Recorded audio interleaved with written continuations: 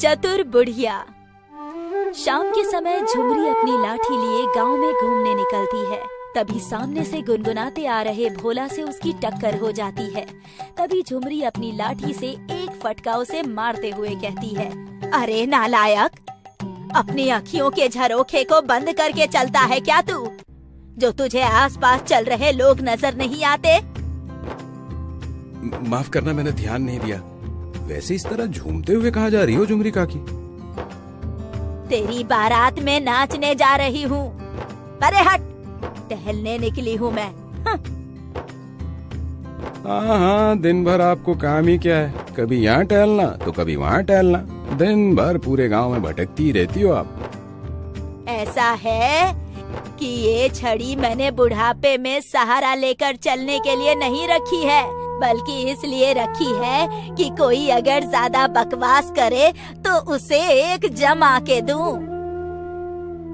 इस बुढ़िया का सही है, इस छड़ी को अपना हथियार बनाकर घूमती रहती है। इससे पहले कि बिना बात के इस छड़ी से कूद डाले, मुझे यहाँ से निकलने में ही भलाई है।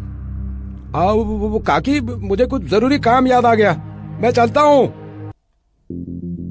भोला कदम बढ़ाते हुए वहाँ से निकल जाता है और झुमरी भी अपनी लाठी लिए आगे बढ़ जाती है। कुछ दूर चलने पर उसे बढ़िया सी खुशबू आती है और वो एक घर की तरफ देखकर कहती है, आहा, क्या खुशबू आ रही है। लगता है सविता के घर में पकौड़े तले जा रहे हैं। तभी वो सविता के घर के बाहर बैठ जाती है और उसे आवाज देती है, सविता, अरे ओ सविता, घर पर है कि नहीं? अरे झुमरी काकी, आप मेरे दरवाजे पर? क्या बात है? मैं तो टहलने निकली थी, अचानक घुटनों में दर्द होने लगा तो आकर यहाँ बैठ गई। घुटने तो जवाब देंगे ही ना काकी, उम्र हो चली है आपकी। कहो तो पानी लाऊं आपके लिए? कैसी कंजूस है, पानी पूछ रही है। ये नहीं कि जो पकौड़े तल कर आई है वही पूछ ले। कोई बात नहीं, झुमरी नाम है इस बुढ़िया का, मैं भी पकौड़े खा कर ही जाऊंगी। तभी झुमरी की नजर सामने अपने आंगन में झाड़ू लगा रही रेवती पर पड़ती है। अरे ओ रेवती, क्या बात है, आज तूने पकौड़े बनाए हैं क्या? बड़ी अच्छी खुशबू आ रही है। मैंने पकौड़े कब बनाए? अरे वहाँ खड़ी क्या बड़बड़ा रही है? जरा इस बुढ़िया को भी तो चखा दे अपने हाथ के पकौड़े। वैसे सही है, तेरे घर में हमेशा कुछ न कुछ अच्छा बनता रहता है। अरे ओ काकी, इस उम्र में नाक तो तुम्हारी कुत्ते से भी तेज है। लेकिन तुम्हारी जानकारी के लिए बता दूं कि ये पकौड़े की खुशबू ना मेरे घर से आ रही है। मैं नहीं मानती। अरे तू कहाँ कुछ अच्छा बनाती है अपने घर में?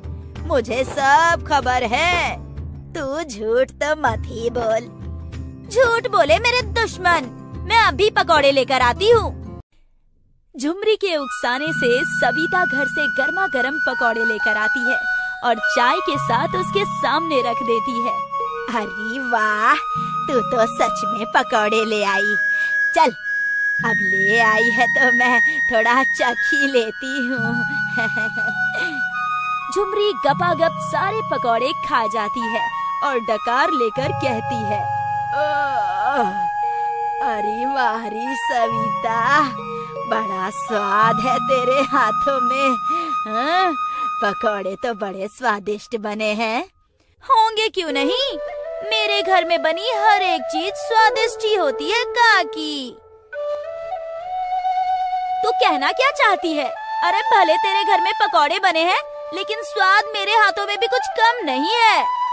सविता और रेवती के बीच में बहस छिड़ जाती है और उनकी बहस का फायदा उठाकर झुमरी वहाँ से निकल जाती है और कुछ देर बाद दोनों को झुमरी वहाँ दिखाई नहीं देती तो दोनों एक दूसरे को घूरते हुए कहती हैं, हाय दैया, ये बुढ़िया कहाँ चली गई? अरे बुढ़िया बड़ी चतुर है रेवती, पकौड़े भी खा गई और हम दोनों में बहस भी करा गई। सही कह रही हो बहन, हम ही बैल बुद्धि हैं जो कि इसकी बातों में आ जाते हैं। झुमरी 65 साल की एक बूढ़ी औरत थी, लेकिन गांव में सभी उसे चतुर बुढ़िया कहा करते थे, क्योंकि वो हमेशा अपनी चतुराई से अपना काम निकलवा लिया करती थी। गांव के मंदिर में हर महीने की पूर्णिमा के दिन विशेष पूजा होती थी, जिसमें पूरा गांव शामिल हुआ करता था और धूमधाम से पूजा संपन्न की जाती थी। इस बार भी पूजा के लिए तैयारियों की घोषणा पूरे गांव में कर दी जाती है, जिसको लेकर सभी अपनी अपनी राय रखते हैं। भाई इस बार तो मंदिर की पूजा में तो मैं नया कुर्ता पायजामा पहनकर जाऊंगा, जो मैं शहर से खरीद कर लाया था। नए कपड़े छोड़, ये बता कि भगवान को चढ़ावा क्या चढ़ाएगा? अरे सुंदर भाई, भगवान तो सभी को देते हैं, भला मैं गरीब, उन्हें क्या चढ़ावा चढ़ा सकता हूँ? मंदिर की पूजा के लिए बनने वाले प्रसाद में मैं भी हाथ बटाऊंगी इस बार। पिछली बार तो बीमार होने के चलते मैं पूजा में शामिल भी नहीं हो पाई थी। वैसे सविता बहन, मुझे तो हर महीने इस पूजा का इंतजार रहता है जब पूरा गांव एक साथ आकर भगवान के मंदिर में इकट्ठा होता है। सच कहा बहन तुमने, उस दिन की रौनक तो देखने लायक होती है। सभी गांव वाले पूजा के लिए अपनी अपनी तरफ से तैयारी करने में लग गए, तो वहीं गांव का मंदिर प्रशासन भी मंदिर की साज सजावट में लगा था। ऐसे में झुमरी पूरे गांव में घूम घूम कर लोगों की होने वाली पूजा के लिए उत्सुकता को देखा करती। एक रोज वो बाजार की तरफ जा रही होती है, तभी उसे एक सब्जी वाले के ठेले पर सुंदर दिखाई देता है, जो सब्जी वाले को बातों में लगाकर चुपके से सब्जियां अपने थैले में भर रहा होता है। तभी झुमरी उसकी पीठ पर एक लाठी मारती है और उसके हाथ से सब्जियों का थैला छूटकर गिर जाता है। क्यों सुंदर, क्या हाल चाल है? अरे काकी, तुम हो क्या? ये बुढ़िया पागल है, मेरी अच्छी खासी मेहनत पर पानी फेर दिया इसने। क्या बड़बड़ा रहा है? तुझे कितनी देर से देख रही हूँ। तू सब्जी वाले से बतियाने आया है या सब्जी लेने? आया तो वो सब्जी लेने ही था, लेकिन बातें शुरू हो गई तो होती गई। अच्छा, सब्जी ले ली हो तो जरा मेरे साथ बाजार तो चल, कुछ सामान लाना है मुझे। मुझ अकेली बुढ़िया से नहीं उठेगा, तू मेरी मदद कर दियो। मैं अभी तुम्हारे साथ? अरे बहरा है क्या तू? तेरे अलावा और किससे कहूँगी? चल अब। झुमरी जबरदस्ती उसे अपने साथ चलने को कहती है और सुंदर को ना चाहते हुए भी उसके साथ जाना पड़ता है। रास्ते में चलते हुए वो मन ही मन कहता है, बुढ़िया बड़ी चतुर है, अपने काम के चलते मुझे अपने साथ खींच कर ले आई और मेरी मुफ्त की सब्जियां भी छुड़वा दी। जहाँ सुंदर मुंह बनाकर चल रहा था, तो वहीं झुमरी मुस्कुराते हुए आगे बढ़ रही थी। ऐसे ही दिन बीतता है और पूजा का दिन आ जाता है। सभी सज धज कर पूजा में शामिल होने के लिए मंदिर पहुँचते हैं और झुमरी भी भीड़ को हटाती हुई आगे पहुँच जाती है, जहाँ गांव का मुखिया और उसकी बीवी खड़े होते हैं।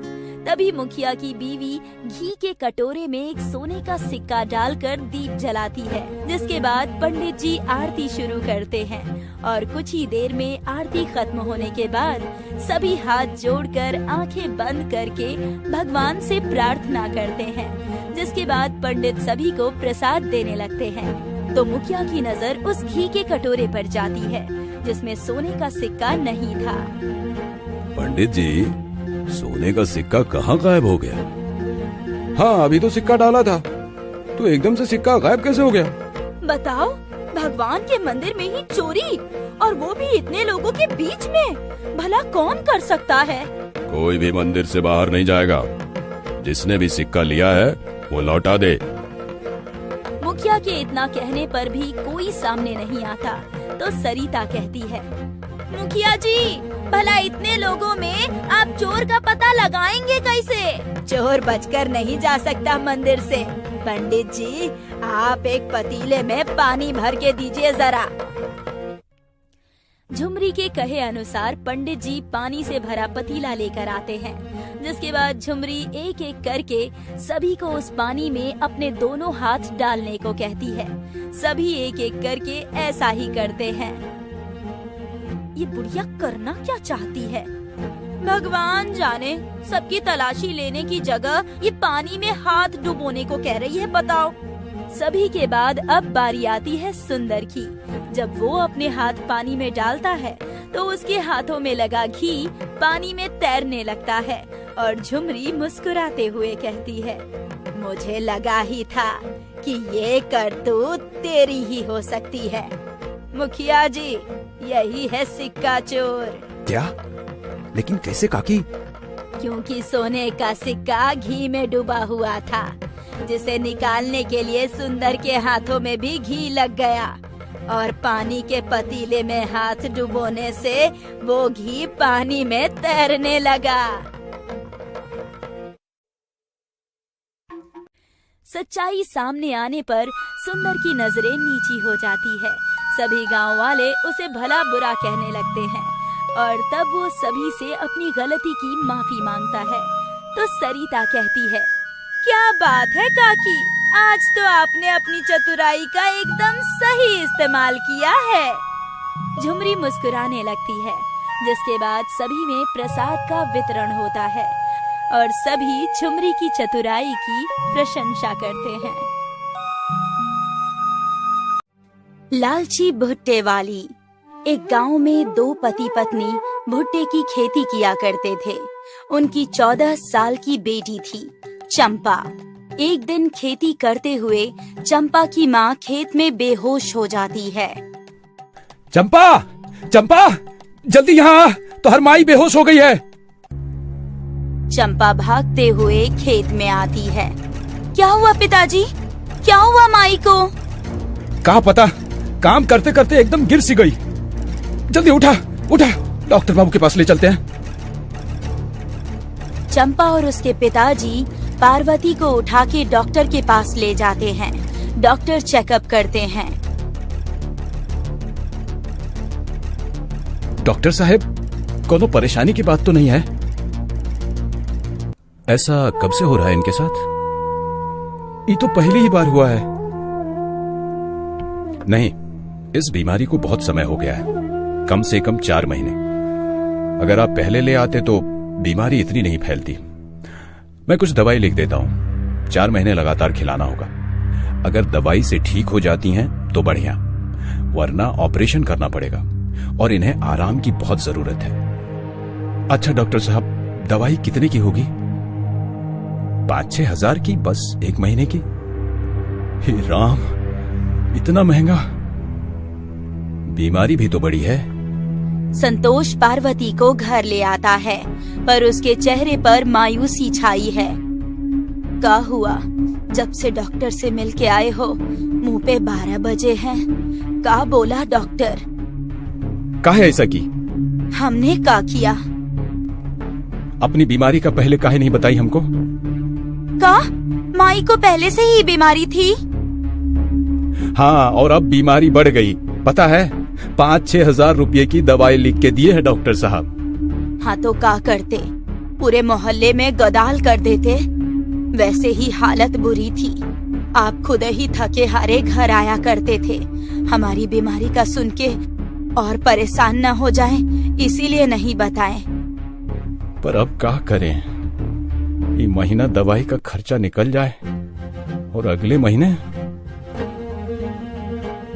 महीने भी आ जाएगा। हम दोनों मिल के खेती करेंगे। नहीं, बिल्कुल नहीं। डॉक्टर ने आराम करने कहा है जब तक दवाई चलेगी। डॉक्टर विक्टर तो ऐसे ही करते हैं, बैठे बैठे और बीमारी बढ़ जाएगी। उससे अच्छा है चलते फिरते रहे हम। तुम ही डॉक्टर बन जाओ। वो डॉक्टर पागल है का? हाँ, और नहीं तो का। ज्यादा डॉक्टरी ना झाड़ा करो, पता ही नहीं चलेगा कब ऊपर चली जाओगी। हाँ तो जाए तो हम जाए, उससे तुम्हें का। बातों बातों में दोनों पति पत्नी झगड़ा कर बैठे। चंपा से रहा नहीं गया। चंपा चिल्लाते हुए बोली, अब चुप हो जाओ, ये कोनो झगड़ने का वक्त है का? हाँ, तुम ही समझाओ, हमसे नहीं समझेगी ये लो, दवाई ले आए हैं, अब चुपचाप घर में बैठी रहो। चाह के भी खेत में काम नहीं कर पाओगी, ये बहुत हैवी डोज वाली दवाई है, नींद आ जाएगी और जितना आराम करोगी बीमारी उतनी ही जल्दी ठीक होगी। चंपा सही बोल रही है, हम भी यही बोलना चाहते थे। आप तो चुप ही करो, खुद को कुछ समझ नहीं आता है, हमें समझाने आए हो। माई, आप चिंता बिल्कुल मत करो, हम और पिताजी खेती कर लेंगे। चंपा थी तो एक लड़की, पर उसकी सोच बहुत आगे की थी। वो समझ गई थी कि पार्वती की हालत बहुत नाजुक है, उन्हें सख्त आराम की जरूरत है। चंपा सुबह 4 बजे उठकर खाना बनाती, पार्वती को दवाई देती और अपने पिताजी के साथ खेती करने के लिए जाती। हर दिन यही होता। कुछ महीनों बाद खेत में बहुत सारे भुट्टे उगाए, चारों तरफ भुट्टे ही भुट्टे थे। इस बार तो बहुत अच्छी खेती हुई है। हाँ बिटिया, ये सब तेरी वजह से हुआ है, पर कोई फायदा नहीं है। मेहनत करने के बाद भी हमें कुल मिलाकर 10-12 हजार रुपया ही तो मिलेगा। ई का पिताजी, इतना कम का है? वो लोग हमसे सस्ते में भुट्टे खरीदते हैं और बाजार में महंगे दाम पर बेचते हैं। तो हम भी बाजार में भुट्टे बेचा करेंगे। आप खेत का काम देख लीजिएगा और हम बाजार में भुट्टे बेचाएंगे। तू अकेले कैसे करेगी? वो तो पता नहीं, पर और कोनो उपाय कहाँ है? सब ठीक हो जाएगा पिताजी, तब तक जो हो सके वो करेंगे। अगले दिन चंपा बाजार में भुट्टे बेचने गई और उसने एक भुट्टे का दाम 5 रुपए रखा। भुट्टा ले लो, भुट्टा, कच्चा कच्चा भुट्टा। कुछ देर में चंपा के आधे से ज्यादा भुट्टे बिक जाते हैं। तभी एक आदमी आता है। कैसे हैं भुट्टे? तुहार कानपुर में हड़ताल है का? 5 रुपए का चिल्ला चिल्ला के गला सूख गया है, फिर भी पूछ रहे हो? 3 रुपये लगाओ, सारा भुट्टा ले लूंगा। नहीं, अंतिम भाव 4 रुपए, उससे कम नहीं होगा। ठीक है, सारा दे दो। वो आदमी सारे भुट्टे 4 रुपए के हिसाब से ले गया और जाते जाते, बेवकूफ हो तुम, इतने सारे भुट्टे का क्या करेगा और हमें बेवकूफ काहे कहा? चंपा ने उस आदमी का पीछा किया। वो आदमी भुट्टा बेचने वाला था। चंपा से खरीदे हुए भुट्टे को पकाकर वो 20 रुपए में बेच रहा था। हम तो सचमुच बेवकूफ निकले। अब हम भी यही किया करेंगे, कमाई 3 गुना बढ़ जाएगी, माँ का इलाज भी हो जाएगा। अगले दिन चंपा ने भुट्टे पकाकर बेचना चालू कर दिया। चंपा हर दिन समझदार होते जा रही थी। 20 रुपए का भुट्टा ले लो, स्वादिष्ट स्वादिष्ट भुट्टा ले लो। चंपा ने 2 घंटे के अंदर ही कल से दुगनी कमाई कर ली थी। चंपा बहुत खुश थी। तभी वहाँ पर कल वाला आदमी आया। तुझे पता है, इतनी खूबसूरत लड़कियों को अकेले बाजार में नहीं रहना चाहिए, वरना कोई उड़ा ले जाएगा। अभी चप्पल से मार मार के तोहर मुंह लाल न कर देना, तो हमार नाम चंपा नहीं, चिल्ला चिल्ला के सबको बुला लेंगे अभी हम। नहीं, मैं तो बस भुट्टा खाने आया था, एक भुट्टा दो। चंपा उस आदमी के धमकी से नहीं डरी, उल्टा उसे ही डरा दिया। देखता हूँ मेरे सामने कितने दिन टिकती है। वैसे भी ना, तेरे भुट्टे में ना बटर है ना चीज। आदमी भुट्टा लेकर चला गया। चंपा को नया आइडिया मिल गया था। अगले ही दिन उसने स्वाद बदलने के लिए मक्खन यानी बटर खरीद लिया। अब वो बटर भुट्टा बेच रही थी। बटर भुट्टा बस 30 रुपए, गर्मा गर्म बटर भुट्टा, आओ आओ बटर भुट्टा खा लो। चंपा का बटर भुट्टा बाजार में आग की तरह फैल गया। हर कोई चंपा का बटर भुट्टा खाने आने लगा। धीरे धीरे चंपा के घर की हालत ठीक होती जा रही थी। चंपा की बीमार माँ बीमारी से बाहर आ रही थी। चंपा अपनी सोच से भी ज्यादा पैसे कमा रही थी। तभी चंपा के मन में एक ख्याल आया, अगर हम बटर सस्ता वाला लाएं, तो और भी पैसे बच जाएंगे हमारे। चंपा के मन में लालच आ गया था। अगले ही दिन से चंपा सस्ता वाला बटर इस्तेमाल करने लगी। लोग अब भी उसका बटर भुट्टा शौक से खाए जा रहे थे। दिन बीतते गए। तभी एक दिन चंपा के पास भुट्टा खाने के लिए एक पुलिस वाला आया, वो भी साधारण कपड़ों में। एक बटर भुट्टा दे दो। चंपा ने उसे भुट्टा दिया। पुलिस वाला भुट्टा खाते ही रुक गया। छी, इतना बेकार भुट्टा। इतने लोग भुट्टा खा रहे हैं, ये सब लोग पागल हैं का? हमारे भुट्टे के पैसे दो और यहाँ से चलते बनो। भुट्टे पे बटर कौन सा लगा रही हो, वो तो दिखाओ। क्यों दिखाएं? कौन हो तुम? मैं पुलिस वाला हूँ। तो हम प्राइम मिनिस्टर हैं। पुलिस वाले ने चंपा को अपनी आईडी दिखाई और चंपा को भुट्टा का धंधा बंद करने को कहा। तुम बहुत सस्ता वाला बटर इस्तेमाल करती हो। इस बटर की वजह से इतने बच्चे बीमार हो रहे हैं। अभी के अभी ये भुट्टा का धंधा बंद करो और थाने चलो। हमें नहीं पता था दरोगा जी, हमें माफ कर दीजिए। अगर आप ये धंधा बंद करवा देंगे तो हमारा क्या होगा? हमारा परिवार का गुजारा कैसे होगा? हम अकेले कमाने वाले हैं। पुलिस वाले को चंपा पर दया आ जाती है। ठीक है, तुम मेरी बेटी जैसी हो, पर अगली बार ये मिलावटी मक्खन इस्तेमाल की तो जेल में डाल दूंगा और ये सब बंद भी कर दूंगा। हम बिल्कुल नहीं करेंगे, हमको माफ कर दीजिए।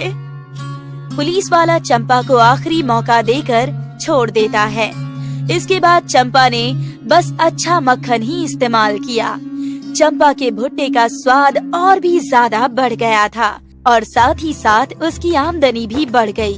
चंपा ने फिर कभी लालच नहीं किया और धीरे धीरे वो बहुत बड़ी भुट्टे की व्यापारी बन गई। अब वो ईमानदारी से व्यापार किया करती थी और उसकी माँ भी ठीक हो गई थी। पूरा परिवार अब बहुत खुश था। कहते हैं ना, अंत भला तो सब भला।